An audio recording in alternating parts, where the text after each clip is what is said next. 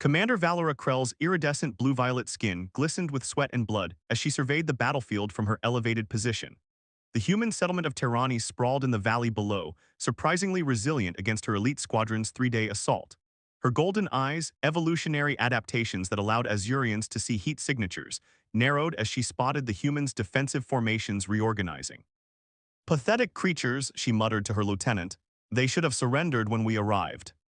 At nearly 7 feet tall, Valora was considered average height among her people, but towered over most humans. The Azurian Empire had conquered 17 solar systems in the past decade, adding to their already vast dominion. This insignificant human colony on the frontier world of Exodus 7 should have been a routine subjugation mission. Until they met Kieran West. The intelligence reports had mentioned nothing about a tactical genius leading the defense. For 3 days, he had anticipated her every strategy, maneuvering his limited forces with precision that made her blood boil with both frustration and reluctant admiration. "Commander," her lieutenant's voice crackled through her neural implant. "The human leader requests single combat under the ancient laws of honorable warfare." Valora's lips curled into a smile. So the human thought he could invoke the sacred traditions of interspecies conflict. How quaint, how desperate. "How perfect." "Tell him I accept," she replied, already reaching for her ceremonial blade. "Prepare the combat circle."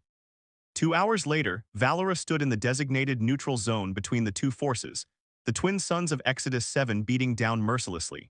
Her height and musculature made her an intimidating figure in her battle armor, sleek obsidian plates accented with the royal purple of her rank.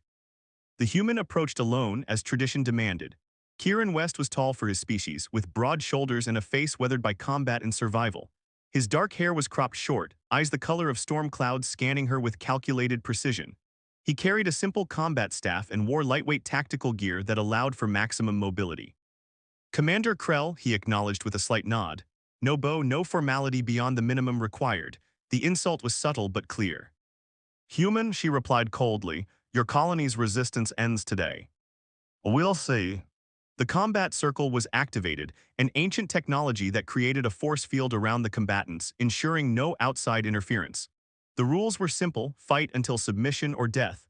The victor would determine the fate of the colony. Valora had never lost such a duel. Her people were naturally stronger, faster, and trained from birth for warfare. She lunged forward with practiced precision, her blade singing through the air. To her astonishment, the human moved like water, sidestepping her attack and countering with his staff, not aiming for a killing blow, but striking pressure points that sent shockwaves of pain through her nervous system.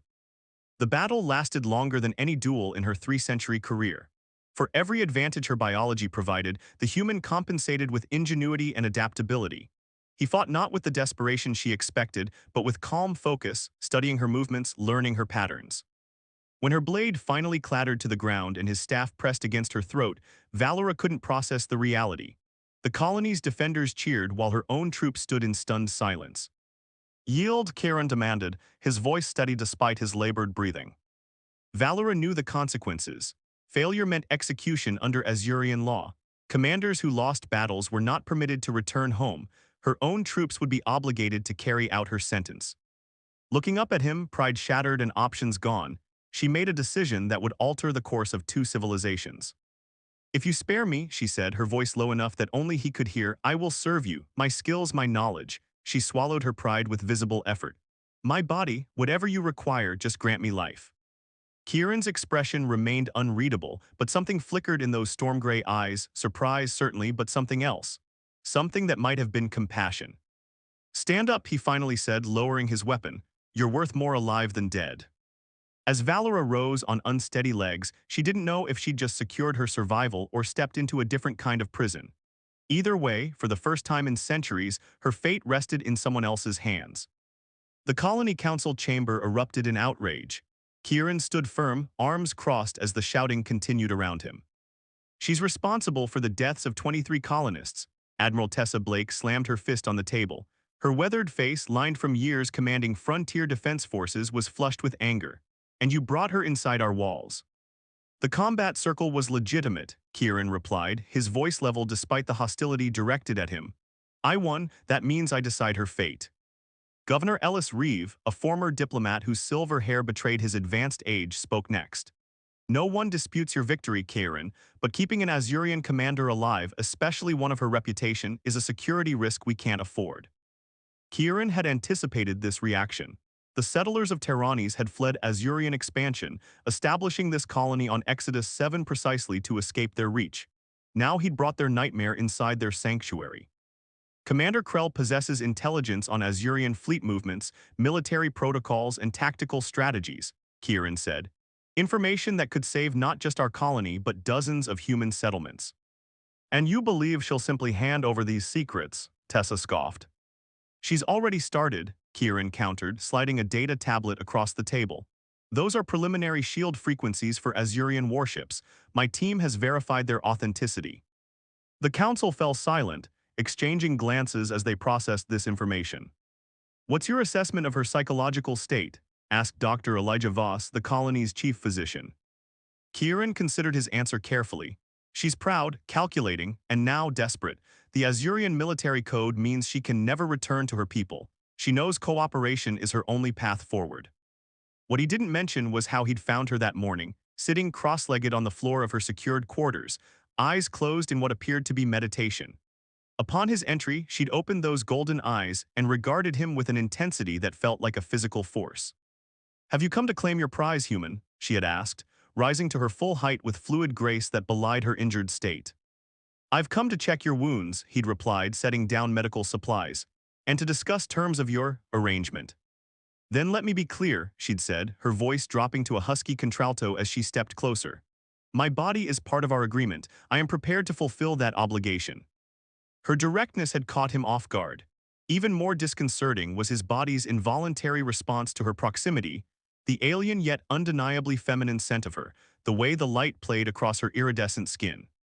"That won't be necessary," he'd managed to say, stepping back. "The intelligence you provide is sufficient." Something like confusion had flickered across her exotic features. "You do not find my form pleasing." The question had been so earnest that Kieran nearly laughed. "Your form isn't the issue, Commander." "Valora," she'd corrected, "if I am to be your, what is your word, prisoner, servant, then formality seems unnecessary." Now facing the council, Kieran pushed those thoughts aside. "I'll take full responsibility for her. She'll remain under guard and restricted to designated areas." After hours of debate, the council reluctantly agreed to his terms, though with additional security protocols that essentially placed Valora under house arrest in quarters adjacent to Kieran's. That evening, Kieran found her studying a digital archive of human history. "Your species has an impressive capacity for both cruelty and compassion," she observed without looking up. "Much like Azurians, though we admit only to the latter virtue." "Is that what you'd call the annexation of 17 systems? Compassion?" Kieran couldn't keep the edge from his voice. Valora finally looked at him, her golden eyes unblinking. "We bring order, advancement, protection. Most species eventually recognize the benefits of Azurian rule. After you've broken them." Yes, her candor was jarring, though I've begun to wonder if there are alternatives. Kieran leaned against the doorframe, studying her. Despite her captivity, she carried herself with the same imperial bearing he'd witnessed on the battlefield. Yet something had changed, a thoughtfulness in her expression, perhaps, or a new hesitancy in her typically decisive movements. "Tomorrow you'll meet with our tactical team," he said. "They'll have questions about Azurian patrol schedules." "And if I provide this information, what do I receive in return?" Her gaze was direct, challenging. Kieran considered her for a long moment. "What do you want?" "Freedom to move about the settlement, access to your training facilities, and," she hesitated, showing the first uncertainty he'd seen from her, "I wish to understand your people better, your customs, beliefs, why you fight so tenaciously for independence." It wasn't what he'd expected. "Why?" Valora rose from her seat, moving toward him with that predatory grace. Standing before him, she was nearly a head taller, forcing him to look up to maintain eye contact. "Because you defeated me," she said simply. "No one has ever done that before. I need to understand how." The proximity was intimate, charged with something Kieran couldn't name. He found himself noticing details, the subtle patterns in her skin, the slight tilt of her head as she awaited his response, the controlled rhythm of her breathing. "I'll consider it," he said finally, stepping back to regain his composure. As he turned to leave, her voice stopped him. "Kieran?" His name sounded different in her mouth, the syllables elongated, almost musical. On my world, sparing an enemy is seen as the highest form of arrogance or the deepest expression of respect. I'm still determining which motivated you. He glanced back at her, maybe neither, maybe both. For the first time, he saw her smile, a small, cautious thing that transformed her fierce features into something unexpectedly beautiful. Then we have much to learn about each other, she said. 3 weeks into Valora's captivity, the colony's routine had shifted to accommodate her presence. Each morning, she met with intelligence officers, providing information about Azurian military procedures. Afternoons were spent in the training facility, a condition Kieran had ultimately approved, though always under his personal supervision. Today, they circled each other on training mats, both glistening with sweat. The handful of colonists present had stopped their own exercises to watch the spectacle, the towering alien warrior woman sparring with their champion. Your fighting style has evolved, Valora noted, dodging Kieran's swift strike. You're incorporating Azurian techniques. I'm a quick study, he replied, narrowly evading her counterattack. Their movements had developed a rhythm over the past weeks, a dangerous dance of offense and defense, neither quite willing to fully commit to defeat the other. It was, Kieran realized, the longest conversation they ever had, conducted through muscle and motion rather than words. In a lightning-fast maneuver, Valora swept his legs from under him, pinning him to the mat with her considerable weight. Their faces were inches apart, her golden eyes locked on his gray ones. You let me win, she accused, her voice a low rumble that he felt through his chest where their bodies pressed together. Did I? He asked, acutely aware of every point of contact between them. Yes, her eyes narrowed. Why? The question hung between them, loaded with implications neither was ready to articulate. Instead of answering, Kieran executed a countermove, revering their positions with a technique she'd taught him just days earlier. Now looking down at her, he saw something flash in her eyes, not anger but something more complex. Perhaps I'm not as quick a study as I thought, he said, offering his hand to help her up. The small crowd dispersed as their session ended. As they gathered their equipment, Kieran noticed Valora watching a group of children playing near the settlement's central garden. Your offspring train differently than ours, she observed. That's not training, it's play. Play, she repeated as if tasting an unfamiliar word. We have similar concepts but focused on developing combat skills. This seems purposeless. That's exactly the point, Kieran said. Kids need time to just be kids. Valora's expression softened almost imperceptibly. I was identified for military service at birth. My genetic profile showed aptitude for command. My first memories are of combat simulations. Something in her tone made Kieran look at her more closely. Do you regret that path? Regret is not an indulgence Azurian commanders permit themselves, she replied automatically, but then added more quietly, though I sometimes wonder about alternatives. Later that evening, Kieran brought dinner to her quarters, another daily ritual that had evolved without formal agreement. They ate together most nights, exchanging information about their respective cultures. Your council remains suspicious of me, Valora noted, sampling the vegetable stew with careful appreciation. She had adapted to human food with surprising ease. Can you blame them? No, in their position, I would have executed me immediately. She stated this without emotion, merely acknowledging tactical reality. Kieran studied her across the table. Is that why you offered yourself to me, because you expected execution otherwise? Her golden eyes held his gaze steadily. Initially, yes, survival was my only objective. She paused, setting down her spoon. Now my motivations are less clear. The admission hung between them, neither willing to pursue its implications. Their meal was interrupted by an emergency alert blaring through the settlement. Kieran's communicator buzzed with an incoming transmission from Admiral Blake. Proximity alarm triggered in Sector 7, Tessa's voice reported. Unknown vehicles approaching from the western ridge. Raiders, Kieran guessed, already moving toward the door. They've been getting bolder since the Azurian attack weakened our perimeter defenses. Let me help, Valora said, rising from her seat. Kieran hesitated. The council wouldn't approve. The council isn't here, she countered. I know raider tactics. Many outlaw groups operate on the fringes of Azurian space using similar methods, and you need every capable fighter. Against his better judgment, Kieran nodded, leading her to the armory where he equipped her with basic protective gear but hesitated at the weapons rack.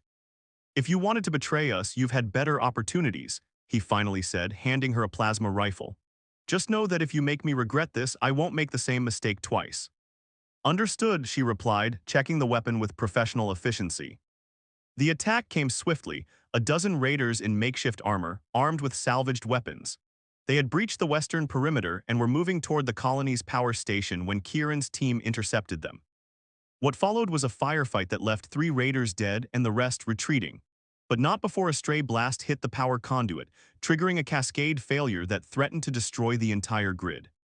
"The failsafes aren't responding," shouted one of the engineers over the warning sirens. Valora pushed forward, examining the damaged systems. "Your containment protocols are similar to ours," she said to Kieran. "I can realign the power flow, but I need access to the main junction." "That section's flooded with radiation," the engineer protested. "My physiology can withstand it longer than yours," Valora replied, already moving toward the sealed doorway. Kieran caught her arm. "You'll still be exposed." Their eyes met, a moment of silent communication passing between them.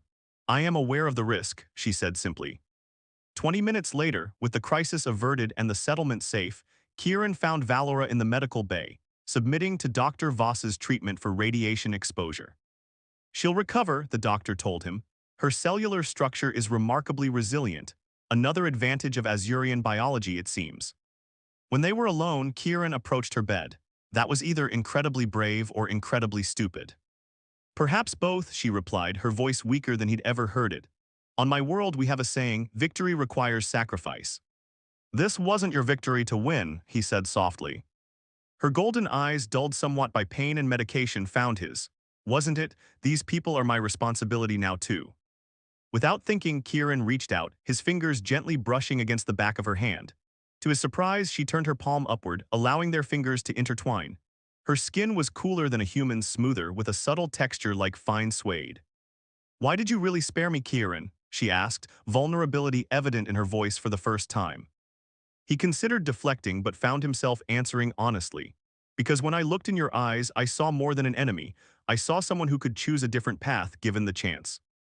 Her fingers tightened around his. "And now?" "Now," he said, the weight of realization settling over him, "I see someone I'm beginning to care about. And that terrifies me more than facing you in battle ever did." A small smile curved her lips.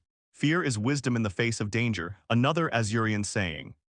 "We have a similar one," Kieran replied, not withdrawing his hand from hers. "We call it common sense." Her quiet laugh, the first he'd heard from her, resonated in the empty medical bay, creating a moment of connection neither had anticipated, but both now silently acknowledged could not be undone. The colony's warning sirens tore Valora from Kieran's embrace, their quiet mourning shattered by the unmistakable sound of approaching spacecraft. She knew that signature engine pulse before the colony's rudimentary sensors could identify it as Azuran warships. "They're here for me," she whispered, her golden eyes wide as she pulled herself from the bed they now shared. Kieran was already at the window, his body tense. "How many?" From the sound, a recovery squadron, 5 vessels, specialized extraction team. Valora's voice grew hollow. "Commander Draxus leads these missions. He doesn't leave witnesses." The past 3 months had transformed Valora. Her once rigid posture now carried a fluidity learned from sharing Kieran's bed, her fierce expressions softened by genuine laughter. The colony had grudgingly accepted her presence, especially after she'd helped fortify their defenses and taught their fighters Azuran combat techniques. What had begun as a bargain for her life had evolved into something neither of them had expected. Something dangerous, something real. "We need to evacuate the southern quadrant immediately," she said, pulling on her modified armor, now stripped of Azuran military insignia. "They'll target civilian structures first to create chaos." "I'm not letting them take you," Kieran replied, checking his weapons. Valora paused, her hand reaching for his face. "You may not have a choice." The Colony Defense Council convened within minutes, faces grim as they assessed their options. Counselor Eliza Thorne, who had once demanded Valora's execution, now turned to her for guidance. "What exactly do they want?" "They want to erase the shame of my defeat," Valora answered. "In Azuran culture, a commander of my rank cannot be defeated and live. My continued existence is a stain on the Empire's honor." "And if we surrender you?" someone asked. Kieran's fist slammed onto the table. "That's not an option." "It might be the only option," Valora countered softly. "One life against hundreds." Outside, the Azuran ships entered orbit, their weapon systems powering up. The colony's shields, recently enhanced using Valora's knowledge, flared to life, but everyone knew they wouldn't hold forever. A transmission cut through the colony's communication system. Commander Draxus's stern face filled the display, his skin a deeper violet than Valora's, eyes like molten gold. People of Terranis, I am Commander Draxus of the Azurian Empire. You harbor a traitor to our people, former Commander Valora Krell. Return her to us and you may be spared. Resist and we will reduce your settlement to ash. Valora stepped forward before anyone could stop her. Draxus, I will negotiate terms. Kieran grabbed her arms. What are you doing? Saving your people, she whispered. To Draxus, she said, I will surrender myself on one condition. The colony is granted permanent autonomous status. No Azurian forces will ever attack it again. Draxus's laugh was cold. You're in no position to negotiate, Krell, however. His eyes narrowed with dangerous curiosity. I am intrigued by your attachment to these humans. Perhaps I should bring a few specimens back to the Empire for study, starting with the one who defeated you. Valora's blood ran cold. She knew the study protocols, the vivisections, the neural scans that destroyed the subject's mind. I'll be at the northern ridge in 1 hour, she stated. Alone. If your ships move any closer to the colony, I'll take my own life and you'll return empty-handed. The transmission cut off, and Valora turned to find Kieran's eyes filled with a storm of emotions. You're not sacrificing yourself, he said, voice rough. I'm not, she replied, but I need them to believe I am. In the privacy of their quarters, Valora shared her desperate plan. The neural implant all Azurian commanders carried contained access codes to their ship systems, codes she could use to temporarily disable Draxus's vessels if she got close enough. Once their shields drop, your fighters can target their engines, she explained. We don't need to destroy them, just cripple them enough to force a retreat. And if they capture you before you can activate the codes? Kieran asked, his fingers intertwining with hers. Valora was silent for a moment. Then you must let me go. No, Kieran said firmly, we've fought too hard for this for us. Their embrace was fierce, desperate. Valora had never known such emotion could exist within her species' biology, yet here it was, burning through her veins like fire. Her lips found his with practiced urgency, their bodies pressing together in what might be their final moments of intimacy. If I had known defeat would bring me to you, she whispered against his skin, I would have surrendered long ago. 1 hour later, Valora stood on the northern ridge watching the Azurian shuttle descend. Her hands were empty, her posture proud. Behind her, hidden in the dense forest, Kieran and his best fighters waited, ready to execute their part of the plan if hers failed. Draxus emerged from the shuttle with 4 elite guards, his contemptuous gaze sliding over her modified armor, the human-style braids in her hair. Look how they've domesticated you, he sneered. The great Commander Krell living as a human's pet. Valora kept her face neutral. You know nothing of my life here. I know enough, Draxus replied. Your defeat was broadcast across 3 systems before we could suppress it. You're an embarrassment to our species. He gestured and his guards moved to flank her. Before you take me, Valora said carefully, I wish to know, was it worth it? The conquest, the endless expansion. We've lost more commanders in the past decade than in the previous century. Draxus stepped closer, curious despite himself. You sound like the reconciliation faction. Have these humans filled your head with pacifist nonsense? They've shown me there are other ways to build an empire, she answered, subtly activating her neural implant to connect with his ship systems. Pathetic, Draxus spat, then noticing the slight glow at her temple, his eyes widened. Guards, she's accessing the... His words were cut short as Valora launched herself at him, her fighting style now a hybrid of Azurian techniques and Kieran's adaptable human combat methods. The guards moved to intercept, but she had positioned herself perfectly. They couldn't fire without risking their commander. The neural connection completed, security protocols bypassed using override codes that only a commander of her former rank would know. Above them, the Azurian vessel's shields flickered and died. Now, she shouted. The forest erupted with weapons fire as Kieran's team emerged. Simultaneously, the colony's fighters launched, targeting the suddenly vulnerable Azurian ships. Valora locked eyes with Draxus as they grappled. I was never coming back with you. His face contorted with rage. Then you'll die a traitor. No, she countered, driving him to his knees with a move Kieran had taught her. I'll live as something our people have forgotten how to be free. The battle was brief but fierce. 2 Azurian ships managed to escape, limping back toward Empire space. Draxus and his guards were captured, their weapons and technology confiscated. As the dust settled, Valora found Kieran, blood trickling from a wound on his forehead but very much alive. Around them, the colonists were securing their victory, amazement on their faces at having repelled an Azurian attack force. "We did it," Kieran said, pulling her close. But Valora's expression remained grave. "We won today, but we've done something far more dangerous than defeat a squadron." "What's that?"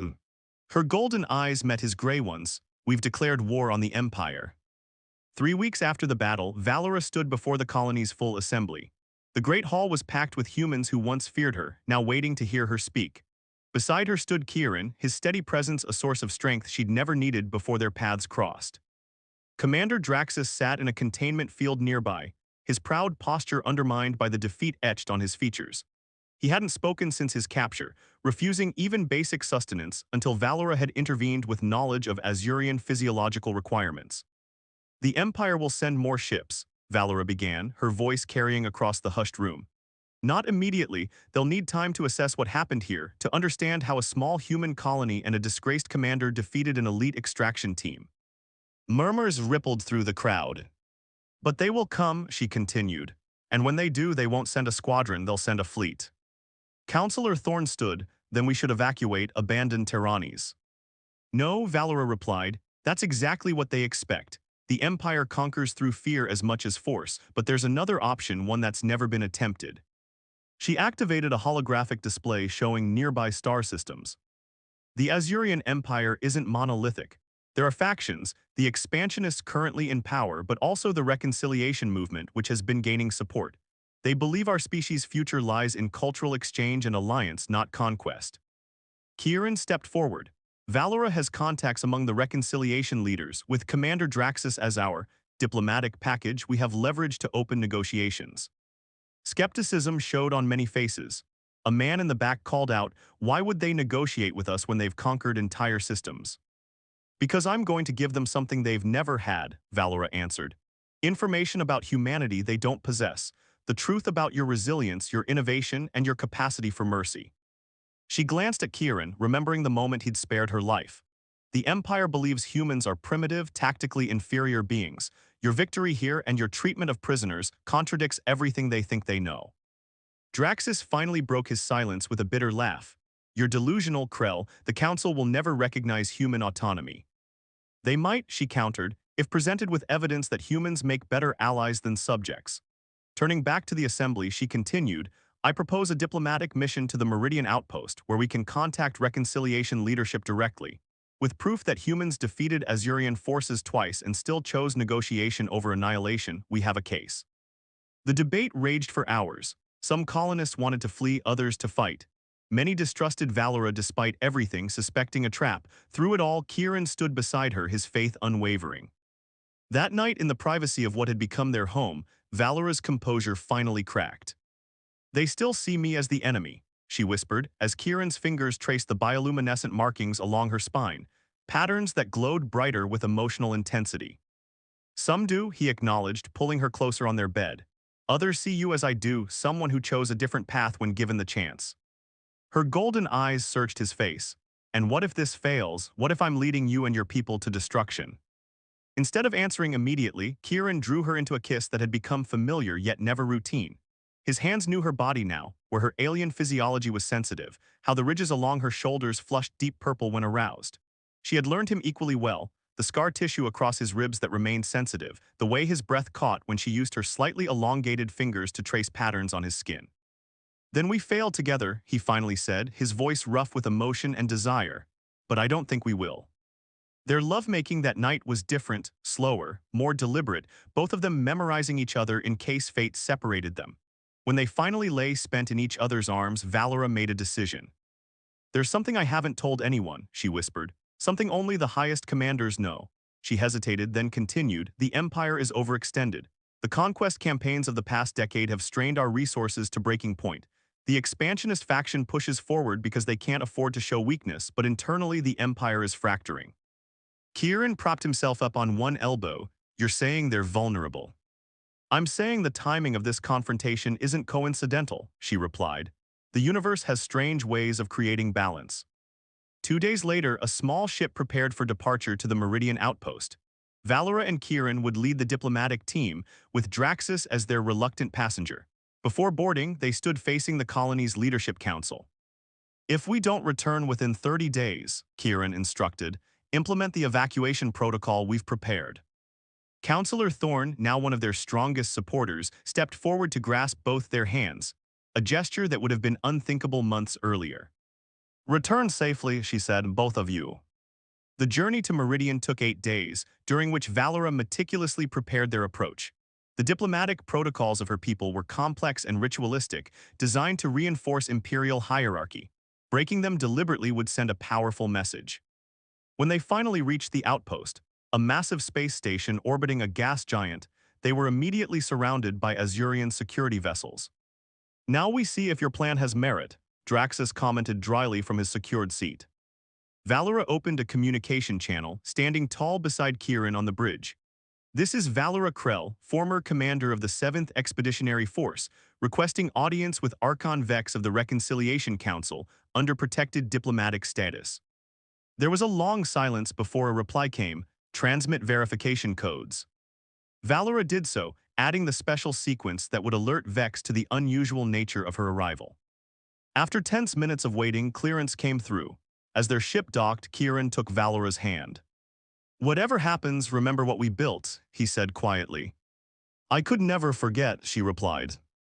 The diplomatic chambers of Meridian Station were designed to intimidate, soaring ceilings, ancient battle regalia, and the imposing presence of the Reconciliation Council members. Archon Vex was older than most Azurians Kieran had seen, his skin a deep indigo, eyes more amber than gold. "Commander Krell," he acknowledged, or should I say former commander. "Just Valera now," she replied, breaking protocol by using her personal name in formal proceedings. "I represent a joint interest between myself and the human colony of Terranis." Murmurs rippled through the chamber as Kieran stepped forward, standing as her equal rather than behind her as protocol would dictate for a subjugated species representative.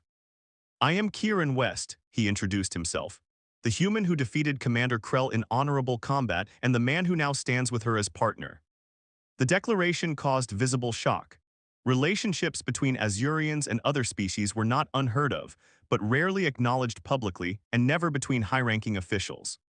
Archon Vex's expression remained carefully neutral. "You've brought Commander Draxus an interesting offering." "Not an offering," Valera corrected. "A demonstration. The humans captured him and his team while defending their colony. They treated them with humanity, a concept my people would benefit from understanding." For the next 3 hours they presented their case. The colony's successful defense, the failed extraction mission, and their proposal, recognition of human autonomy in exchange for technological and cultural exchange. Throughout, Draxus sat in stony silence, his presence a living testament to human capability. When they finished, Vex studied them both for a long moment.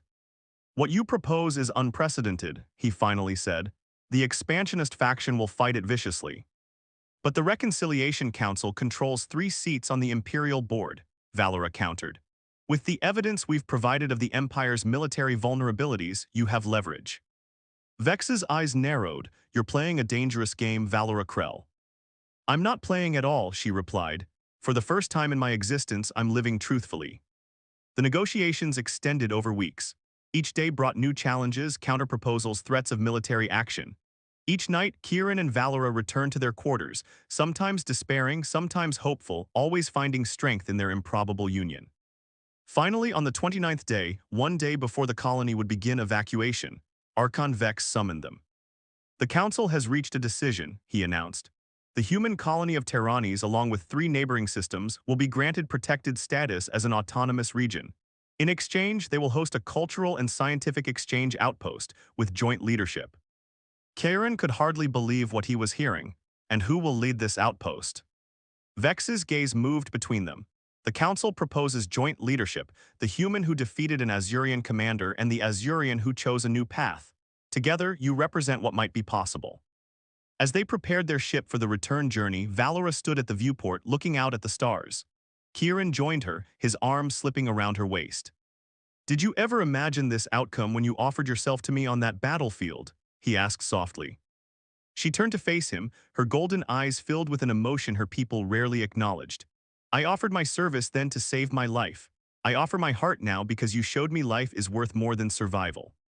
Their return to Terranis was met with celebration. The news of their diplomatic victory spread rapidly. and within months, the first official Azurian Human Exchange Center began construction on the colony's eastern plateau. Not everyone welcomed the new arrangement. Hardliners on both sides predicted disaster. Some humans couldn't forgive Valora's original mission to subjugate their colony. Some Azurians considered her a traitor to her species. But as seasons passed, the center flourished. Cultural exchange led to technological collaboration. Rumors spread throughout the empire of humans and Azurians working side by side as equals, challenging centuries of imperial doctrine. On the first anniversary of the battle that had brought them together, Kieran found Valora at the ridge where she had once pretended to surrender to Draxus.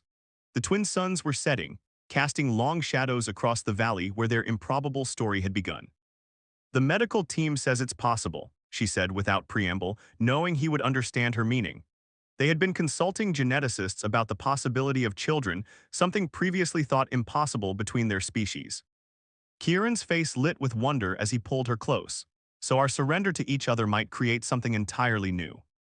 "Not surrender," Valora corrected, resting her forehead against his in the traditional Azurian gesture of deepest intimacy. "Convergence." Around them, the settlement lights began to glow as darkness fell, human and Azurian voices mingling in the evening air, evidence that what had begun with a warrior's desperate bargain had transformed into something neither civilization had imagined possible. A future written together.